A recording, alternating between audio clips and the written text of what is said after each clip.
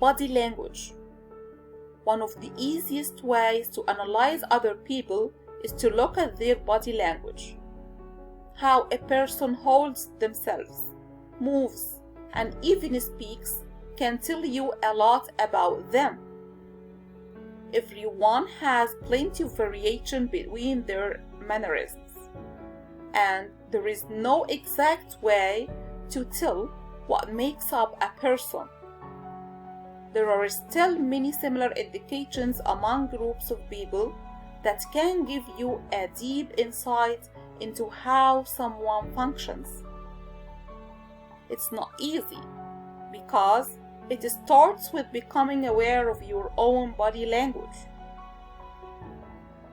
In order to understand and attempt to overcome the enigma that's body language, you have to hyper-aware.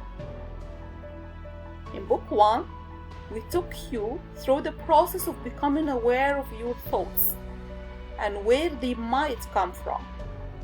Now, it's time to work on becoming aware of your body. In order to learn what makes a person different from others based on their body language, you have to first look at yourself and analyze how you hold your body.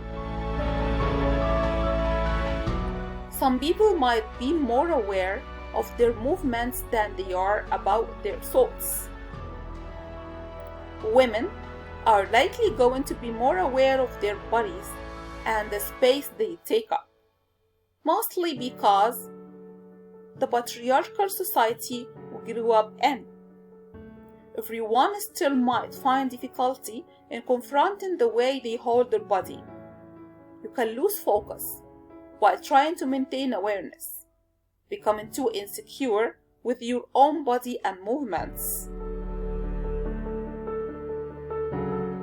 This first chapter will go into the basics of body language, while also laying a basis for how you can analyze others. Once you get to know the body movements better of another person, you can also understand what makes them unique. The more you know about a person, the better you can conclude the best strategy for persuasion. Cultural differences. Every person is different, and sometimes how one person holds their body has a different meaning than someone who stands the same way. There are plenty of ways that a person's body language differs. So, it's important to remember that not everything about a certain body movement is 100% true for every person. This is especially important to remember when talking to people with different cultural backgrounds. There are some cultures that practice modesty, so touching might be completely off limits. Other cultures might be more open to expressing their feelings through their bodies, so culture is important to remember when thinking about how a person might use their body.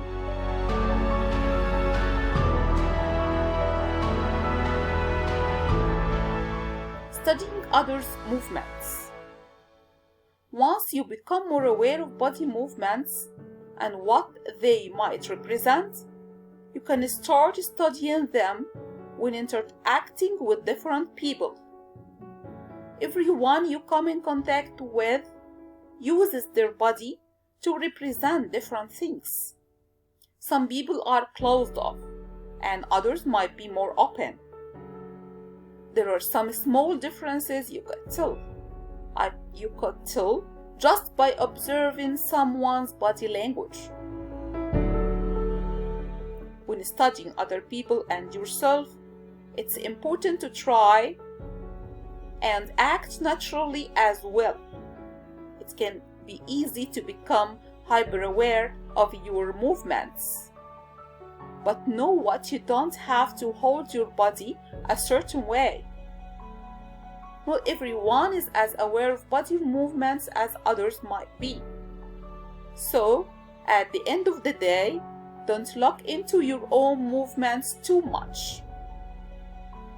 Still, once you start studying others' body movements, you will start to realize how much you can get to know them.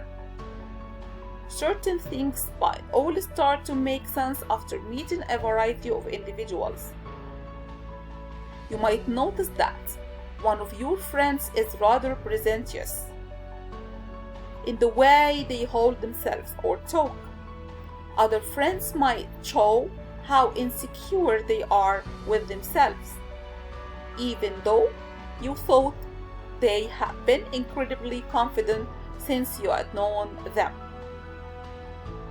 Knowing a person's body language and having insight as to why they might move a certain way can allow you to understand them at their core better. This gives you better leverage when it comes to persuading them. You might want to match the confidence of your boss when striking up a deal for a raise. Perhaps you noticed you need to be more relaxed around certain friends that seem to be shy or nervous. Becoming aware of your body language can be scary at first, but eventually you will be comfortable with the way you move. To start practicing being comfortable with your own body, try hanging out in front of a mirror when you are eating dinner, watching TV, or even longing a bit. Set up a mirror so you can see how you hold yourself. Once you get an outsider's perspective on how you move, you will be able to see how others move as well.